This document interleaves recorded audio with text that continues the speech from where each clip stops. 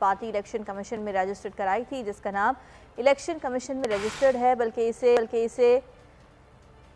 इंतखाबी निशान भी अलॉट किया जा चुका है। पहले से रजिस्टर्ड होने वाली पार्टी ने जहांगीर तरीन की पार्टी का नाम चैलेंज करने का फैसला कर लिया है। अली शेर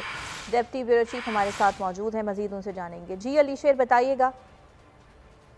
जी बिल्कुल, ये जहांगीर तरीन जो है उनको अभी आगाज कर रहे हैं, इधर उधर से जो है वो अपना सियासी माल इकट्ठा कर रहे हैं, लेकिन उनको साथ ही एक चैलेंज का सामना आ गया, और वो ये कि जिला लिया की तहसील करोड़ से ताल्लुक रखने वाले एक अहमद कलीम साहब जो है, उन्होंने इस्तेहकाम पाकिस्तान तहरीक के नाम से इलेक्शन कमीशन में पहले ही पार्टी रजिस्टर्ड करा रखी है, और उसको गुज़िश्ता साल सिक्कों का इंतखाबी निशान भी अलॉट हो चुका है, जो इलेक्शन कमीशन की फरिस्त है जिसमें इंतखाबी पार्टियां जो हैं उनको अलॉटमेंट दी गई है, उसमें 148 यानी 148 नंबर पे इस्तेहकाम पाकिस्तान तहरीक जो है वो रजिस्टर्ड है। आज ये पार्टी इस्लामाबाद में अहम प्रेस कॉन्फ्रेंस करने जा रही है, जबकि लाहौर में जहांगीर तरीन जो है वो अपनी पार्टी का नाम का ऐलान करने जा रहे हैं। इनका ये कहना है, सदर अहमद कलीम जो है इस्तेहकाम पाकिस्तान तहरीक के, कि मिलते जुलते नाम की पार्टी जो है वो रजिस्टर्ड नहीं करवाई जा सकती। अगर इलेक्शन कमीशन ने जहांगीर तरीन की पार्टी को रजिस्टर्ड किया तो हम उसको न सिर्फ इलेक्शन कमीशन में चैलेंज करेंगे,